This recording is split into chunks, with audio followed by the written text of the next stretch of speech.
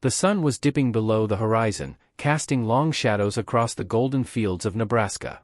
Miles of corn stretched in every direction, the crops ripening in the late summer heat. The air smelled of dust and earth, and the distant hum of machinery was a steady soundtrack to another long day of harvest. Sammy Walker had been on the combine all day.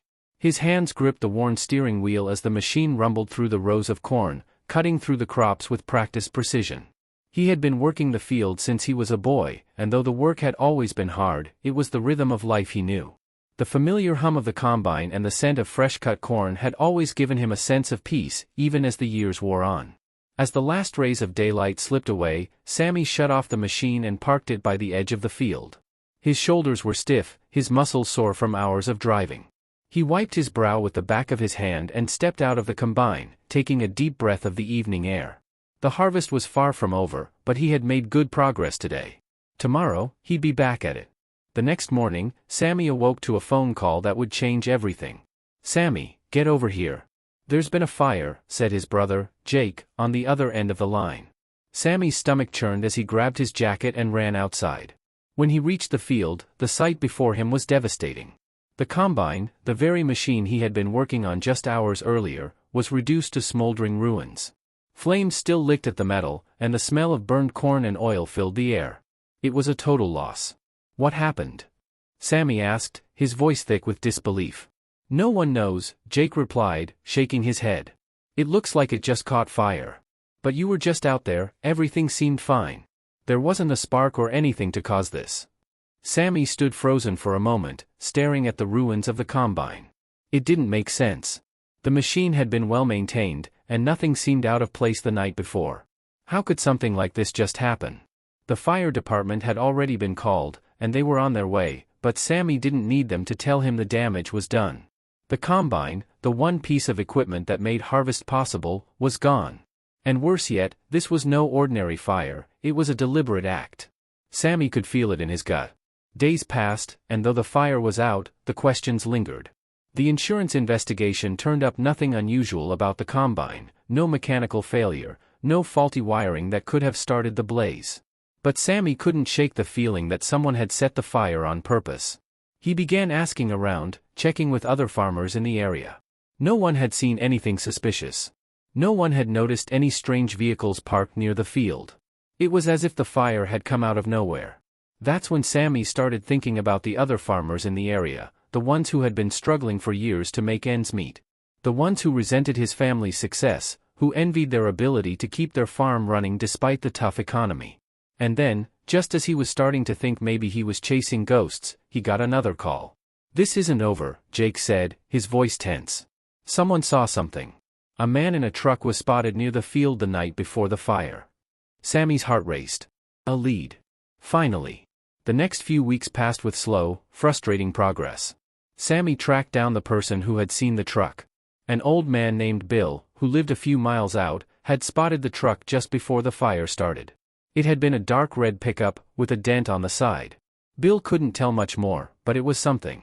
Sammy set out to find the truck, questioning neighbors and farmers in the area. But the more he asked, the more he realized just how tight-lipped everyone had become. No one wanted to talk.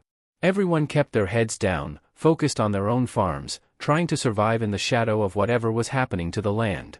Then, one evening, about a month after the fire, Sammy received a tip from an unlikely source. The town's diner owner, Ruth, called him up. "I've got something you might want to see," she said. "I overheard a conversation. Some men, locals. They were talking about the fire, and I think they know more than they're letting on." Sammy met Ruth at the diner that evening. She sat him down at a corner booth, her eyes darting around the room nervously. "I overheard them," she whispered, glancing toward the door. "They were saying it wasn't just the combine. They've been targeting farms like yours. Small operations. Setting fires, damaging equipment. They think they can force people out, get their hands on the land." Sammy felt his stomach churn. "Who are they? Who's behind this?" Ruth shook her head. "I don't know for sure, but I heard one name, Jack Carver. He's been sniffing around town for a while now. Doesn't come from around here, but he's been buying up land. Farmers who are struggling, they're selling to him, and I think he's part of whatever's going on." Sammy's mind raced. Jack Carver. He had heard that name before. Carver was known in the area for buying up properties, always offering a little more than they were worth. But no one had ever questioned where the money was coming from. Until now.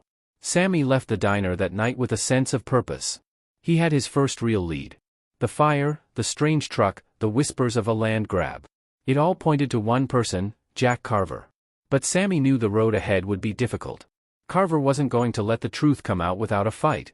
The deeper Sammy dug, the more danger he would find. But this was no longer just about the fire. It was about protecting the land, and protecting his family's legacy. And no matter what it took, Sammy wasn't going to stop until he had the answers. The cold winds of autumn had begun to sweep across the fields, turning the once lush crops into dry husks. Sammy Walker stood at the edge of the burnt-out combine, still unable to fully comprehend the devastation. The fire that had claimed the heart of his farm, his livelihood, was only a symptom of something far more insidious. It wasn't just about the destruction of equipment, it was about a larger force slowly, methodically, taking over the land that had been his family's for generations. Sammy knew that the fire was a message. And the name Jack Carver was the key to everything. Carver had been buying up farms for the past few years, always offering just a little more than the land was worth, convincing farmers to sell when times got tough. But Sammy couldn't shake the thought, why would someone set his combine on fire? Why him, and why now? The more he thought about it, the more it became clear. Carver wasn't just buying land. He was consolidating power. And the people who stood in his way, people like Sammy, were being eliminated, one way or another. The next morning, Sammy visited Ruth at the diner again. The air outside was brisk, and the leaves on the trees crunched underfoot as he stepped inside. Ruth looked up from the counter, her eyes scanning the room before focusing on him. "Did you get anything?" she asked in a hushed tone, her voice laced with concern. "I did," Sammy replied. "Jack Carver's been buying up farms around here. I think he's the one behind the fires. He's got the money and the power, and I'm guessing he's trying to push everyone out. He wants to own it all." Ruth's face turned pale, and she lowered her voice further. "I've heard whispers about him. They say he's connected to some shady people. The kind that don't take no for an answer." Sammy nodded. He had heard the rumors too, but he needed something more concrete. "I need to find out where Carver's getting his money. What's he really up to here? He's not just buying land, he's burning it down, too. There's something going on, and I need to know what." Ruth hesitated, then leaned in closer. "There's an old man, Mr. Parker, who works for Carver. He used to be a farmer around here, but now he does odd jobs for Carver. He knows things. If anyone does, it's him." Sammy's pulse quickened. "Where can I find him?" Sammy found Mr. Parker later that afternoon, sitting on a weathered porch swing at the edge of his small, dilapidated house on the outskirts of town. The old man's once vibrant eyes had dulled over the years, but his hands were still strong, calloused from a lifetime of work. He didn't look at Sammy right away, instead staring out at the horizon, as if waiting for something, or someone. "You lookin' for trouble, boy?" Mr. Parker finally spoke, his voice rough but clear. Sammy hesitated. "I'm lookin' for answers. I need to know what's really going on with Jack Carver." Mr. Parker's gaze sharpened, and he shifted in his chair. "Carver's trouble. Always has been. The land he's buying, it's not just farmland. It's a lot more than that. There's a reason he's been taking it. But that's not something you need to know. Not unless you're ready to deal with the consequences."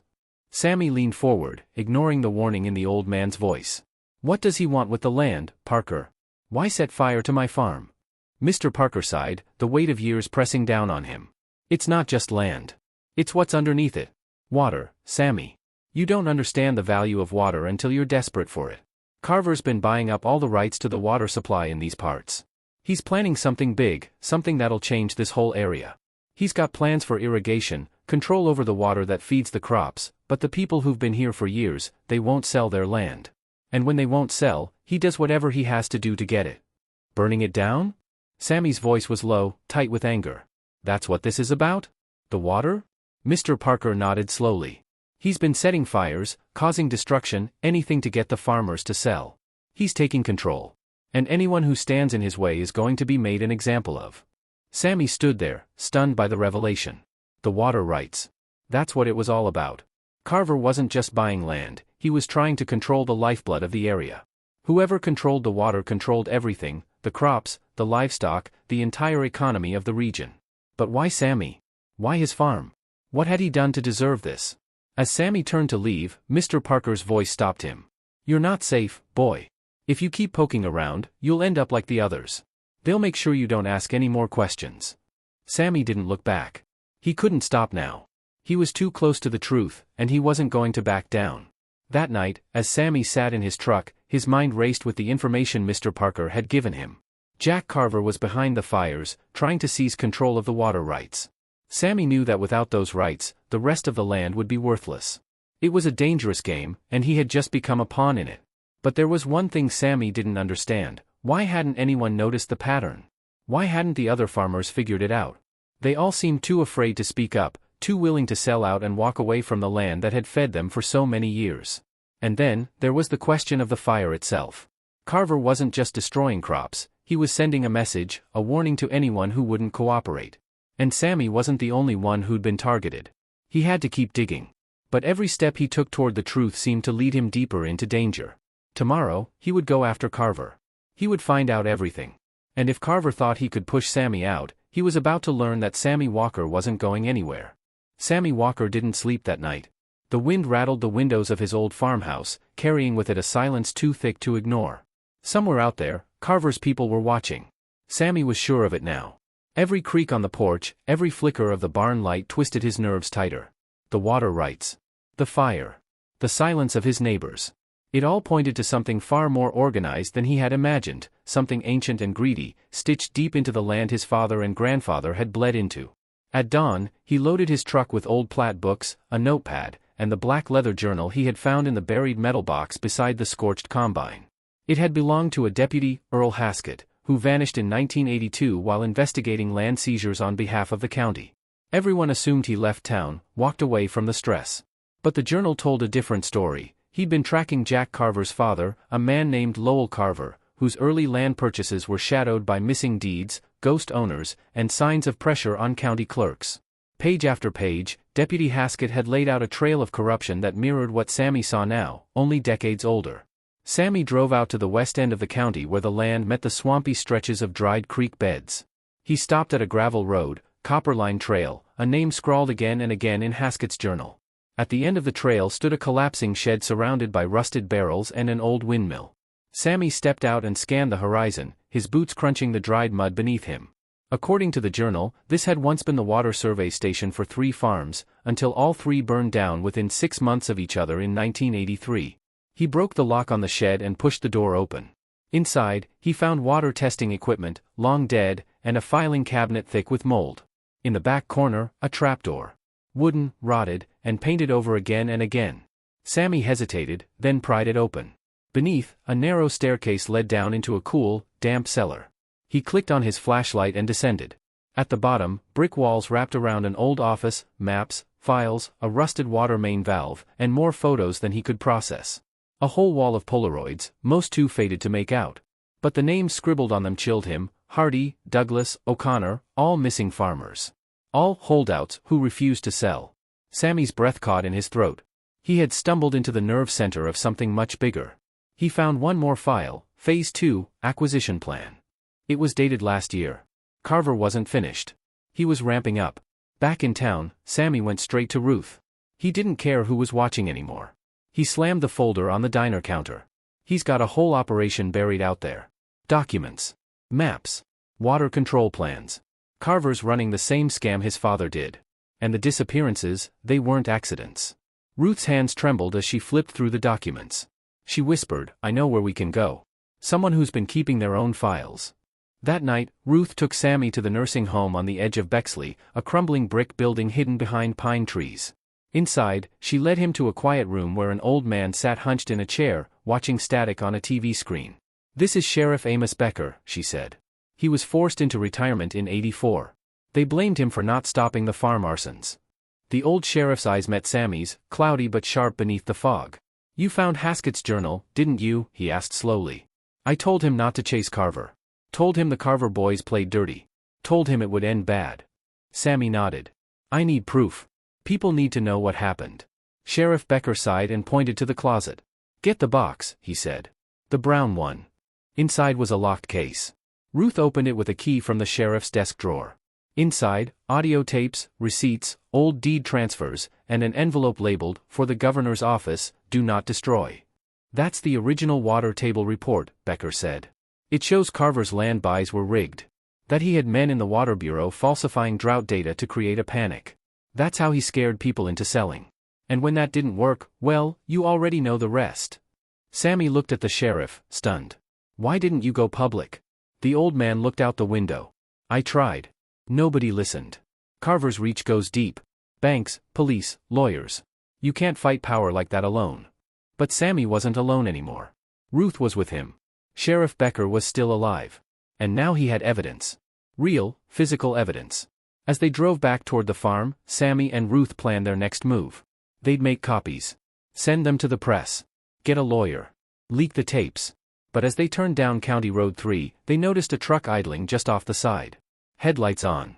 Windows tinted. As they passed, it pulled in behind them, keeping its distance. Sammy's grip tightened on the steering wheel. Ruth looked at him. They know, she whispered. Carver knows you found something. Sammy nodded. Let him come. This time, we've got the story. But deep down, he knew the game had changed. It wasn't just about a burnt combine anymore. It wasn't even about land. It was about legacy, justice, and who'd still be alive when the dust settled. Sammy Walker and Ruth Becker stood in the kitchen of Sammy's farmhouse, every inch of counter space covered in manila envelopes, scanned documents, cassette tapes, and photographs pulled from the old sheriff's box. Outside, the wind whispered through the dried cornfields, and a distant tractor moaned like some dying thing, but neither of them noticed. The walls felt thinner now, like someone was listening through them. The black truck that had followed them the night before hadn't come close again, but it hadn't vanished either. At 4 a.m., it had still been idling half a mile down County Road 3. Sammy knew what that meant. They were watching. Waiting. Ruth lit a cigarette with a shaking hand. We've got to move fast. If we get this out before they shut it down, someone has to listen. Sammy nodded. I've got an old contact at the Benton Courier. She's stubborn. She won't back down. They drove to town before sunrise, using the back roads, the ones only old farmers and deer remembered. The Courier office was a brick and tin building behind the Dollar General, smelling of ink and dust. Jolene Keller, the managing editor, opened the door in sweatpants, her dog yapping at her ankles. Sammy Walker. You must be bored if you're waking me up this early. But within minutes, she wasn't bored. Her fingers trembled on the cassette deck as she heard the voice of Earl Haskett from 1983, they told me to stop asking about the well permit under McLean's land. Said he already sold. But he didn't. He just disappeared. And now Carver's name is on the deed. I've seen the water flow data, they're tampering with it. Jolene leaned back in her chair. Jesus. I always thought something was off. Nobody talks about those fires. And nobody questions Carver. Sammy nodded. Now's the time to change that. Jolene called in her senior writer and photographer. By midday, they had scanned over 70 documents, recorded the tapes, photographed the hidden cellar. By the evening edition, the front page read, Water, Fire, and Silence, a town's legacy of disappearances, with a black and white photo of the scorched combine and a map from Deputy Haskett's notes. It was the kind of story that didn't come often. The kind that shook old bones loose. The fallout was immediate. Phones rang nonstop. Anonymous calls. Drop it. You're making a mistake. Tell Walker to stop digging. But also, calls from widows, retired clerks, and men who remembered the fires but never dared to speak. A former county surveyor named Ted Milson met Sammy at the churchyard that night. I got something, he said, pulling out a faded folder wrapped in a plastic grocery bag. This is the soil data from '83. They faked contamination levels. Used it to get eminent domain passed on 4 farms. Inside was the smoking gun, falsified EPA reports with forged signatures. Carver's game had always been control the water, control the land, control the people.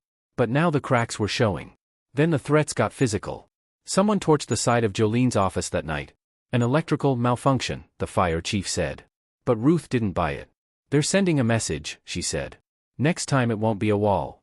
Sammy slept with a shotgun by the door. He started wearing his father's old badge, just a symbol, but it gave him a spine when his nerves failed him. 2 days later, a whistleblower emerged.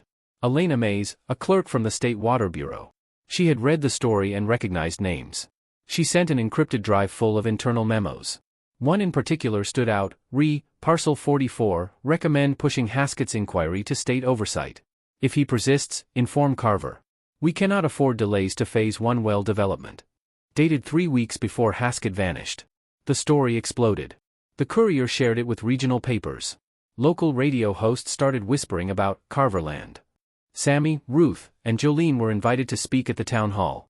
It was standing room only. Old farmers came with hats in their hands. Some came in wheelchairs.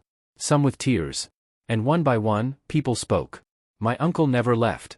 He was scared. They said our well was dry, but it wasn't.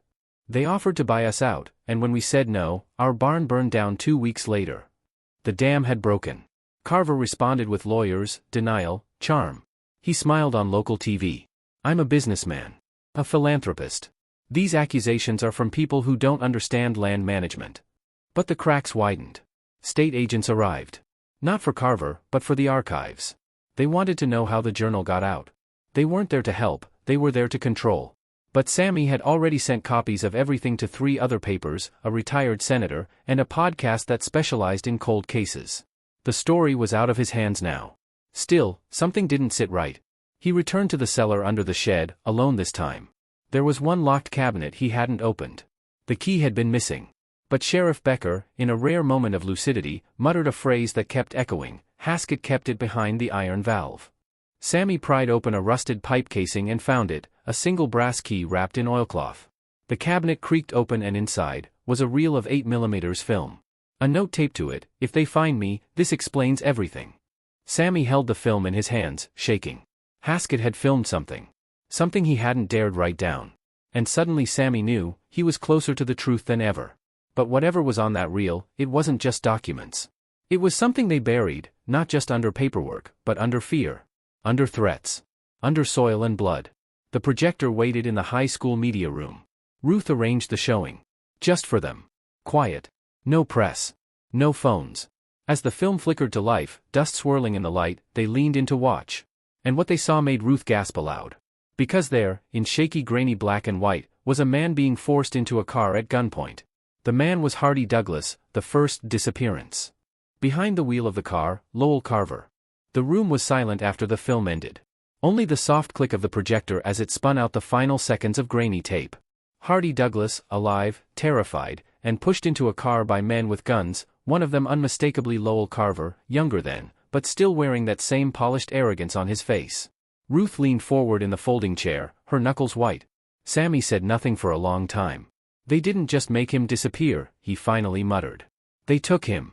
In broad daylight. And nobody said a damn word. The air in the room was heavy. That night, they digitized the footage and made 3 copies, one sent to Jolene, one hidden in a safety deposit box, and one mailed to a documentary filmmaker Sammy had met during a conference a year ago. They weren't waiting anymore. By the next morning, the Courier ran the headline in bold, "Proof of kidnapping linked to Carver Empire." It was accompanied by stills from the film and a timeline of the town's buried scandals. Regional outlets picked it up. Then national ones. CBS called. NPR wanted an interview. But alongside the attention came new danger. Ruth's tires were slashed. Jolene received a package with no return address, just a dead squirrel and a typed note, "You've gone too far." Carver, meanwhile, lawyered up and held a press conference in front of his vineyard estate. He smiled, calm, charismatic. "These images are doctored. It's a smear campaign by a dying newspaper and a disgraced deputy. I have nothing to hide." But the film was real. State prosecutors couldn't ignore it. Investigators were dispatched. They reopened the Haskett and Douglas cases. Quiet subpoenas followed. Carver's lawyers fought like wolves, but something had changed, public sentiment had turned. Then came the unexpected twist. A woman named Ellen Pierce, once Carver's personal assistant, stepped forward. She was older now, frail, living in a nursing home 2 counties over. Jolene and Ruth interviewed her in her room. "I saw the documents. I handled the transfers. They took land from anyone who said no. And the ones who wouldn't go, they were handled." She opened a box beneath her bed, filled with yellowed receipts, letters, and taped phone calls from the early 90s. One tape recorded Carver himself saying, "We don't need another Haskett mess. You know what to do." The evidence was piling high. The town of Richton split down the middle. Some couldn't bear to believe it. Carver had funded their schools, sponsored their fairs, bought their harvests. "He saved us," one woman said at the town hall. "You're tearing the town apart." Others weren't so forgiving. "He bought your silence," Sammy said, voice loud and even. "He used our dead to build his empire." The next week, the sheriff's office received orders from the state. Carver's properties were to be searched. Deputies, backed by state agents, arrived at his estate. But Carver wasn't there. He'd vanished. Just like Haskett. Just like Douglas. That same day, a shallow grave was uncovered near the South Orchard, human remains, long buried. Dental records confirmed the unthinkable. Hardy Douglas had never left town. He'd been buried under the very soil Carver used to grow his wine. His body showed signs of a gunshot wound and fractured ribs. It wasn't just disappearance. It was murder. The community was stunned. Churches held vigils. Farmers drove their tractors through town in silent protest. And on one misty Tuesday morning, Ruth returned to the Becker family barn. She found a second journal, this one belonging to her father. In the margins were notes about Hardy. A name circled again and again, Corbin Marks. Marks had been Carver's enforcer, a man few remembered. But Ruth did. A tall man with boots that never left mud behind. She tracked him to a trailer in the outskirts of Kenner's Bluff, where he lived alone with 6 dogs and a rusted-out pickup. When she confronted him, he didn't run. He poured coffee. "I knew this day would come," he said, sliding a wooden box across the table.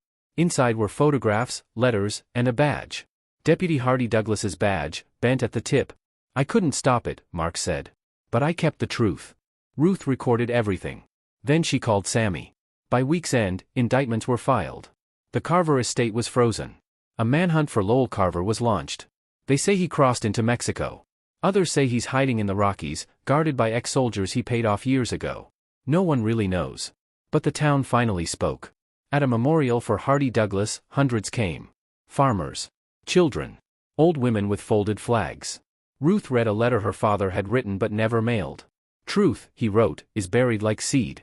Sometimes it dies. But sometimes, if it waits long enough, and the ground shifts just right, it grows." The summer that followed was quiet, almost unnaturally so. Carver was gone, but the echoes of what he left behind clung to Ridgeton like humidity, thick, invisible, and suffocating. The trial of Corbin Marks began in September, held in the nearby county seat to avoid local bias. He pled guilty to accessory to murder and obstruction of justice. In exchange for a lighter sentence, he testified for nearly 3 days straight, detailing how landowners were threatened, how Hardy Douglas was beaten in the barn before being executed behind the South Orchard, and how Carver, in his polished shoes and clean suits, ordered it all while sipping wine from the very land he'd stolen. Ruth sat in the front row every day, a black ribbon pinned to her coat. She wasn't there for revenge, she was there so no one could say they hadn't known. With Carver still at large, the investigation expanded across state lines. His properties in Colorado, Texas, and even parts of Canada were searched. A safe house in British Columbia was raided, but he wasn't there. The last real lead came from a border camera, a man matching Carver's profile, heavily disguised, walking into the thick forests beyond Saskatchewan. After that, nothing. Some say he died out there. Others believe he's still alive, living off the fortune he laundered through land deals and shell corporations. Ruth didn't care anymore. She'd learned what mattered, the truth was heavier than blood. She'd carried it long enough to know its weight. The Ridgeton Courier won a regional press award for its investigation. Jolene gave her acceptance speech wearing her father's watch, now restored and ticking quietly. "This isn't just about our fathers," she said into the mic, "it's about what happens when we choose comfort over truth. When we look away." Applause filled the auditorium. Sammy, standing at the back with his arms folded, nodded to himself. He had quit the department for good, started teaching law enforcement ethics at the community college. Sometimes he walked the orchard where Hardy's body was found, just to listen to the wind in the branches. "Feels honest now," he once told Ruth. Ruth returned to the barn one final time that fall. She stood at the place where she first found the camera, the air cool and damp with memory. She buried her father's journal beneath the floorboards, not to hide it, but to let the land have its say. "You knew," she whispered. "You always knew." That night, she slept without waking for the first time in years. In the morning, she mailed a small package to the state archive, the film reel, both journals, and a letter that simply read, "For the record." 5 years passed. A new vineyard rose on the ashes of Carver's empire, run by a local family who planted sunflowers where the graves once lay. A wooden plaque stood in their shade, in memory of those silenced. May truth always take root. Children on school trips read the names carved in metal, Hardy Douglas, Anna Haskett, and others whose files had been reopened thanks to the case. Some of those children were the grandchildren of men who had stood beside Carver. Others were descendants of those who had vanished without justice. Together, they learned what silence cost. Ruth still lived in her father's house, now renovated and warm. She worked part-time at the library and wrote articles under a pen name, essays about justice, memory, and the quiet courage it takes to dig. Jolene published a book, Buried Beneath the Harvest, which was adapted into a miniseries by a major streaming network. It stirred national conversation about rural corruption and generational accountability. People sent letters from Iowa, Nebraska, Oklahoma, stories of disappearances, land grabs, names that had long gone unspoken. And in the final frame of that story, Ruth sat on her porch, watching the field sway like waves. The wind carried the scent of soil and old wood. She wasn't waiting anymore. She'd found what she needed, not just the truth, but the strength to live after it. The camera panned wide, catching the horizon as the sun dipped low. No music. Just the sound of cicadas and the rustle of leaves. The earth, quiet now, held no secrets. Not anymore.